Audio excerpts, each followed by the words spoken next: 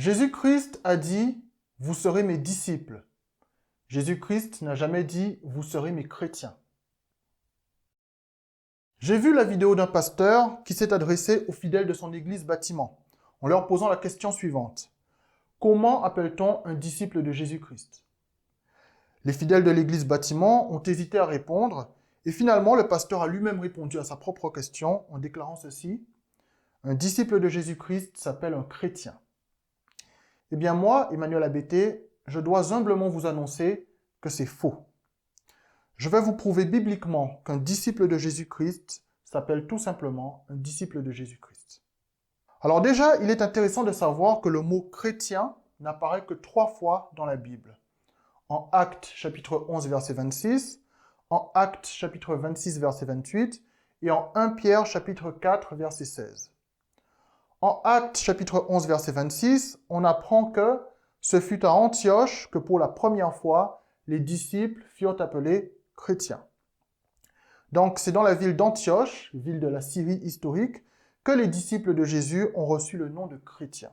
Donc déjà, c'est intéressant de découvrir que le mot chrétien n'a pas été attribué par Jésus-Christ.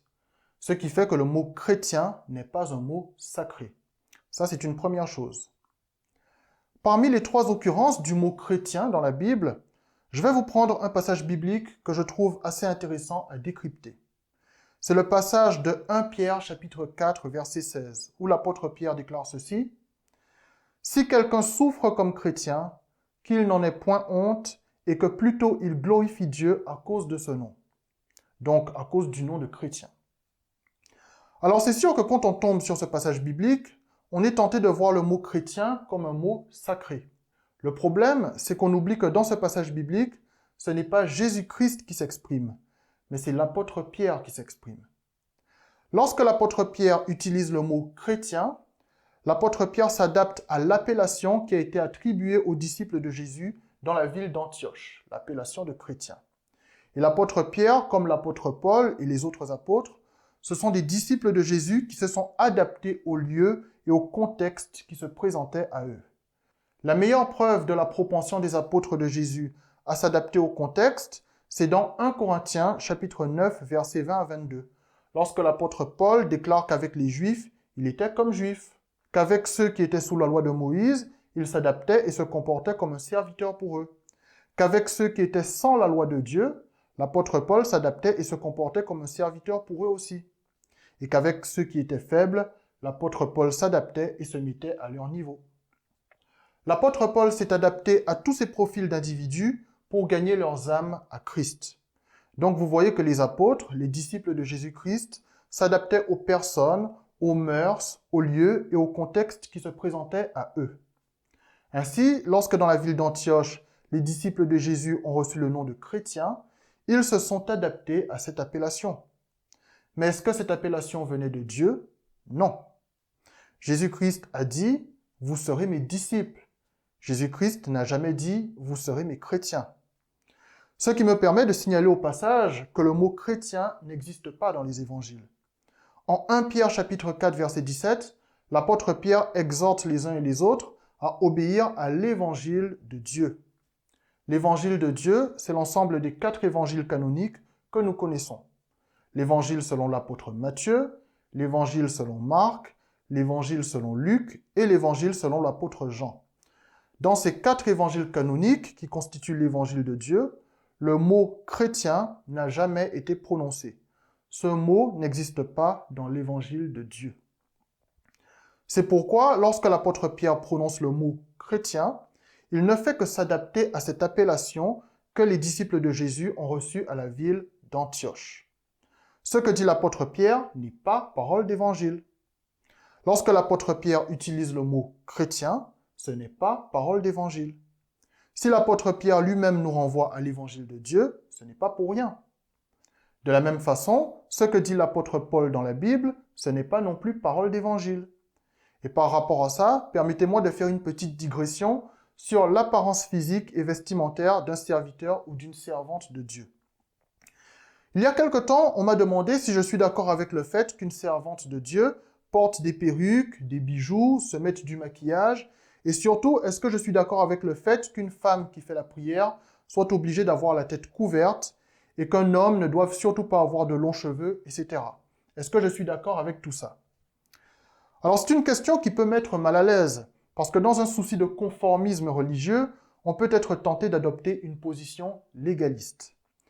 Mais lorsqu'on étudie la Bible, on se rend vite compte que la position légaliste ne colle pas avec le Seigneur Jésus-Christ. Et je vais vous prouver bibliquement ce que je dis. Alors, en 1 Corinthiens chapitre 11, verset 5, l'apôtre Paul déclare que toute femme qui prie ou qui prophétise, la tête non voilée, déshonore son chef, donc déshonore son mari, puisque l'homme est le chef de la femme dans la Bible. Par rapport à ce passage biblique, permettez-moi de rappeler qu'il y a une grande différence entre lire la Bible et étudier la Bible. Quand tu étudies la Bible, tu étudies le contexte. Dans ce passage de 1 Corinthiens chapitre 11, verset 5, où est-ce que se trouve l'apôtre Paul? L'apôtre Paul se trouve dans la ville de Corinthe. Et où se trouve la ville de Corinthe? Elle se trouve en Grèce antique. Et dans la société grecque antique, une épouse est tenue de se couvrir la tête. C'est une norme dans la société grecque antique. Du coup, qu'est-ce que l'apôtre Paul a fait? Il a adapté sa prédication à la norme locale. Les apôtres s'adaptaient aux mœurs, aux lieux et au contexte qui se présentaient à eux. Vous en avez la preuve en 1 Corinthiens chapitre 9, versets 20 à 22. Étant donné que dans la société grecque antique, une épouse était tenue de se couvrir la tête, l'apôtre Paul a adapté sa prédication à cette norme locale. Si l'apôtre Paul était allé prêcher au peuple Massaï, est-ce que l'apôtre Paul aurait suggéré aux femmes de se couvrir la tête pour prier? Jamais de la vie. L'apôtre Paul aurait adapté sa prédication à la norme locale des Massaï. En 1 Corinthiens chapitre 11, verset 6, l'apôtre Paul a déclaré que c'est honteux pour une femme d'avoir les cheveux coupés ou d'être rasée. Est-ce que l'apôtre Paul aurait déclaré la même chose s'il se trouvait devant des femmes Massaï? Jamais de la vie. Dans les normes locales du peuple Massaï, les femmes doivent avoir la tête rasée dès le plus jeune âge. L'apôtre Paul aurait donc adapté sa prédication à la norme locale des Massaï. Les apôtres s'adaptaient aux mœurs, aux lieux et au contexte qui se présentait à eux. Vous en avez la preuve en 1 Corinthiens chapitre 9, versets 20 à 22. Alors, pour répondre à la question de l'apparence qu'il faut avoir lorsqu'on prie Dieu, est-ce qu'il faut se couvrir la tête lorsqu'on est une femme? Est-ce qu'il est interdit d'avoir de longs cheveux lorsqu'on est un homme, etc. Eh bien, comme je viens de vous le dire, dans la société grecque antique, les normes étaient ce qu'elles étaient. L'apôtre Paul a adapté sa prédication aux normes locales de l'époque. Aujourd'hui, est-ce que nous sommes en Grèce antique? Non. Aujourd'hui, est-ce qu'une épouse est tenue de se couvrir la tête? Non. Dans la société actuelle, est-ce que c'est une honte pour un homme d'avoir de longs cheveux? Pas que je sache. D'autant qu'il faudra un verset de la Bible qui nous indique exactement à partir de quelle mesure un cheveu peut être considéré comme long. Une telle information n'existe pas dans la Bible. Tout ça pour dire que les normes locales de l'époque, auxquelles les apôtres ont dû s'adapter pour prêcher, appartiennent à un contexte particulier.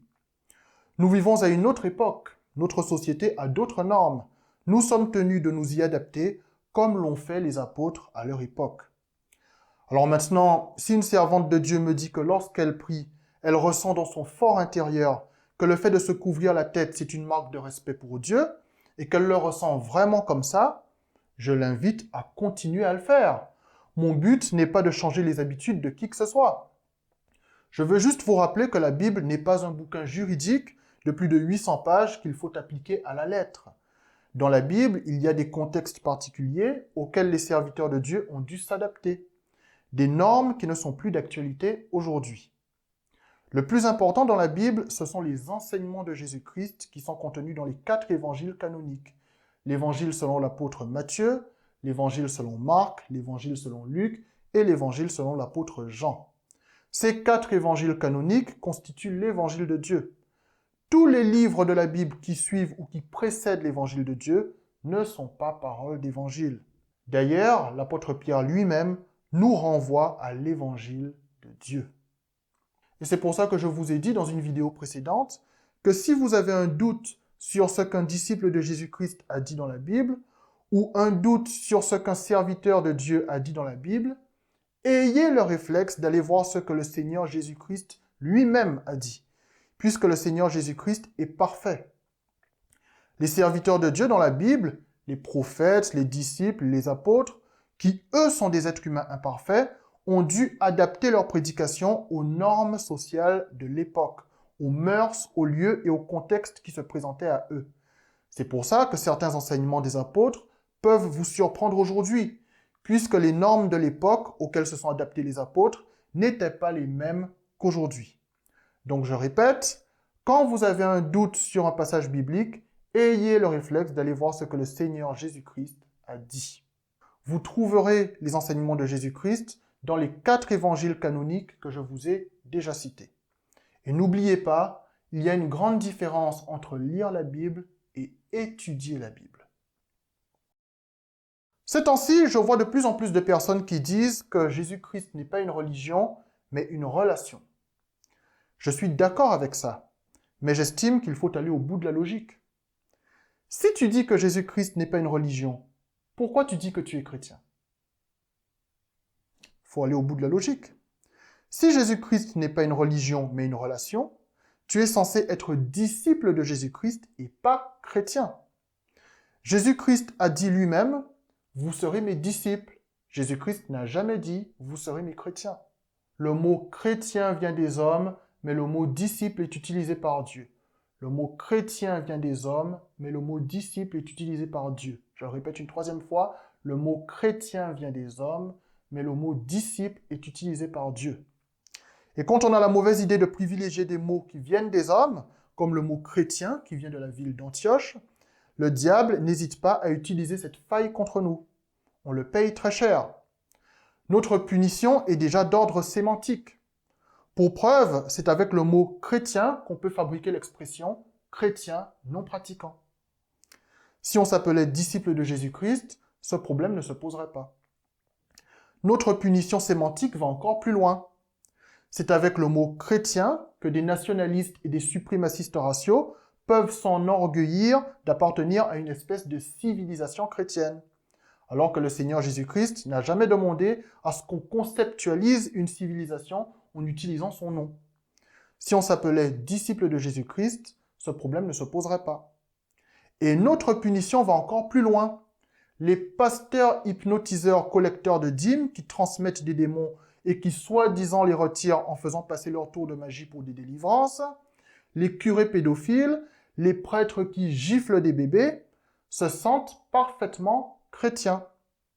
Si on avait la présence d'esprit de nous appeler disciples de Jésus-Christ au lieu de chrétiens, peut-être que les méfaits de ces faux pasteurs, de ces curés et prêtres pédophiles, de ces enfants de Satan déguisés en chefs religieux, nous éclabousseraient beaucoup moins. Mais bon, au lieu de porter l'appellation de disciples, appellation prononcée par Jésus-Christ lui-même, beaucoup parmi nous avons choisi de porter l'appellation de chrétiens qui vient des hommes, qui vient de la ville d'Antioche. Et le diable s'en frotte les mains. Alors j'entends dire à droite à gauche que les faux pasteurs sont responsables de tout, que c'est par l'envoûtement et les menaces de malédiction qu'ils tiennent captifs dans leurs églises bâtiments les enfants de Dieu égarés spirituellement.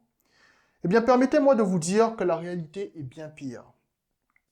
Croyez-vous que le Dieu d'amour qui a envoyé son Fils pour se sacrifier dans des circonstances atroces, croyez-vous que ce Dieu d'amour va permettre que ses enfants ratent le paradis à cause de quelques faux pasteurs? À aucun moment vous ne vous êtes dit que les personnes qui remplissent les fausses églises sont des familles de sorciers. Il est peut-être temps de le réaliser. Nous sommes 2 humanités sur Terre. Chaque humanité joue sa partition. Lorsque dans la Bible, il est dit que Dieu a créé l'homme à son image, quelle est l'image de Dieu? L'image de Dieu est celle d'un esprit. Dieu est un être spirituel. Donc, nous, enfants de Dieu, si nous sommes créés à l'image de Dieu, nous sommes des êtres spirituels. Certes, nous sommes incarnés sous forme physique, charnelle et corruptible sur terre à cause du péché originel, mais nous sommes d'abord des êtres spirituels. Eh bien, les familles de sorciers sont aussi des êtres spirituels, mais ils appartiennent à la race des démons. Ce sont des enfants de Satan. Étant conscients de ne pas être enfants de Dieu, ces familles de sorciers ont toutes les raisons de remplir les fausses églises, avec les faux pasteurs, les prêtres pédophiles et tout ça. Le but, c'est de jouer la comédie jusqu'au retour de Jésus-Christ. Et c'est de ces individus que le Seigneur Jésus-Christ a déclaré qu'à son retour, ils diront « Seigneur, Seigneur, n'avons-nous pas fait ceci en ton nom, cela en ton nom ?» Et Jésus-Christ leur répondra « Je ne vous ai jamais connu, retirez-vous de moi, vous qui commettez l'iniquité. » Ce sont ces personnes, ces enfants de Satan, ces familles de sorciers qui remplissent les fausses églises. Ils connaissent déjà leur sort et ils jouent la comédie. Ils se mettent à encenser les faux pasteurs en les faisant passer pour des grands hommes de Dieu. Ces familles de sorciers sont prêtes à pousser la comédie très loin, quitte à donner de leur personne.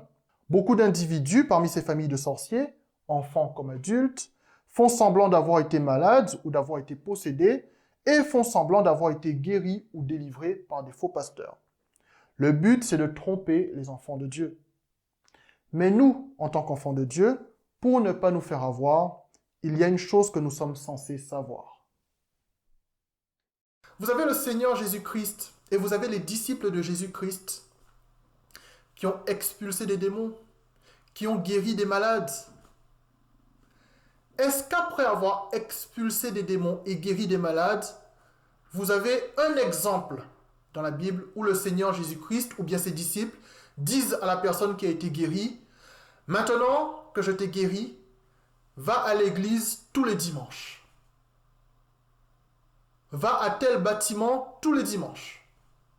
Va régulièrement à telle église. » Il n'y a aucun exemple dans la Bible d'une telle recommandation de Jésus-Christ ou de ses disciples vis-à-vis d'une personne guérie ou délivrée. Pourquoi? Mais parce que dans la tête de Jésus-Christ et de ses disciples, il était évident que l'église n'était pas un bâtiment. C'était évident. Une fois que la personne est délivrée ou guérie, Jésus-Christ et ses disciples savaient très bien que cette personne aurait la foi pour toujours. Alors, je vais vous parler de la sanctification, dont la définition a été dévoyée au fil du temps par des personnes mal affermies spirituellement ou par des agents de Satan.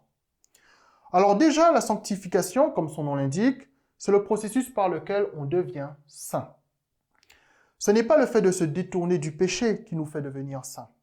Ce n'est pas le fait de jeûner et de prier régulièrement qui nous fait devenir saint. Ce n'est pas le fait de faire du bien autour de soi qui nous fait devenir saint. La seule et unique chose qui nous offre la sanctification, c'est le sacrifice de Jésus-Christ et rien d'autre. Le dictionnaire lui-même nous en donne la confirmation. Vous pouvez y lire que d'après les Saintes Écritures, la sanctification n'est possible que par le sacrifice expiatoire. Donc la sanctification n'est possible que par le sacrifice de Jésus-Christ. Le fait de se détourner du péché, ce n'est pas un acte de sanctification. C'est une résultante. C'est une résultante de la gratitude qu'on a pour le Seigneur Jésus-Christ, pour le fait que nous soyons sauvés par lui. C'est parce que nous sommes reconnaissants au Seigneur Jésus-Christ que nous nous éloignons du péché et que nous faisons le bien autour de nous du mieux qu'on peut. Alors, il y a des gens qui se plaignent du fait que certaines personnes considèrent la grâce du Seigneur Jésus-Christ comme une licence pour commettre des péchés continuellement sans risquer de perdre le salut. Ma réponse à ça, c'est que lorsqu'une personne ressent la présence de Dieu dans sa vie, cette personne ne peut pas avoir ce genre de calcul. L'idée d'utiliser la grâce de Jésus-Christ comme une licence pour pécher ne peut venir que d'une personne qui n'a jamais ressenti la présence de Dieu dans sa vie. Lorsque tu ressens la présence de Dieu et que tu commets des péchés volontairement, tu sais que Dieu te regarde et tu ne te sens pas bien. Tu as envie de changer. Voilà pourquoi la repentance, c'est une affaire quotidienne. C'est tous les jours qu'on se repent de ses péchés. Dans le dictionnaire, la repentance se définit comme le regret des fautes qu'on a commises et se définit aussi comme la douleur qu'on ressent lorsqu'on est conscient de ses péchés. Dans la prière modèle que Jésus-Christ nous a enseignée en Matthieu chapitre 6, il y a ce passage où on demande à Dieu de nous pardonner nos offenses, ce qui montre bien que la repentance, c'est quelque chose de perpétuel. Tu te douches, tu te savonnes, tu te rinces, tu te sèches avec ta serviette, tu es propre. Est-ce que tu vas rester propre toute la journée? Ben non. Avec le temps, tu vas te ressalir. Il faudra te doucher à nouveau pour éliminer les nouvelles impuretés. C'est perpétuel. La lutte contre les tentations du diable, c'est une lutte permanente. On tombe, on se relève, on retombe, on se relève. Heureusement que grâce à Dieu, avec le temps, il y a des tentations et des péchés dont on arrive à se débarrasser définitivement. Il y en a d'autres qui sont plus tenaces. En tout cas, ce qui nous réjouit, c'est de savoir qu'après notre mort, nos péchés sont effacés grâce au sang de Jésus-Christ. Et n'oubliez pas que la mort d'un enfant du diable est une malédiction, mais la mort d'un enfant de Dieu est une bonne nouvelle, puisque par la grâce de Dieu, après notre mort, nous allons au ciel. Gloire à Dieu. En vérité, je vous le dis, celui qui écoute ma parole et qui croit à celui qui m'a envoyé a la vie éternelle et ne vient point en jugement, mais il est passé de la mort à la vie. Donc, pour conclure sur la validité du mot chrétien, je rappelle que le Seigneur Jésus-Christ a dit « Vous serez mes disciples ». Jésus-Christ n'a jamais dit « Vous serez mes chrétiens ». Alors, est-ce que j'en déduis que c'est un péché de s'appeler chrétien? Bien sûr que non. Le mot chrétien a beau être une appellation qui vient de la ville d'Antioche, et le mot chrétien a beau ne jamais avoir été prononcé par le Seigneur Jésus-Christ, je ne considère pas que c'est un péché de se l'attribuer. Moi-même, j'ai pu me faire appeler chrétien. Sachez simplement que dans la Bible, le mot chrétien n'apparaît que 3 fois et que le mot disciple apparaît 278 fois. Soyez bénis.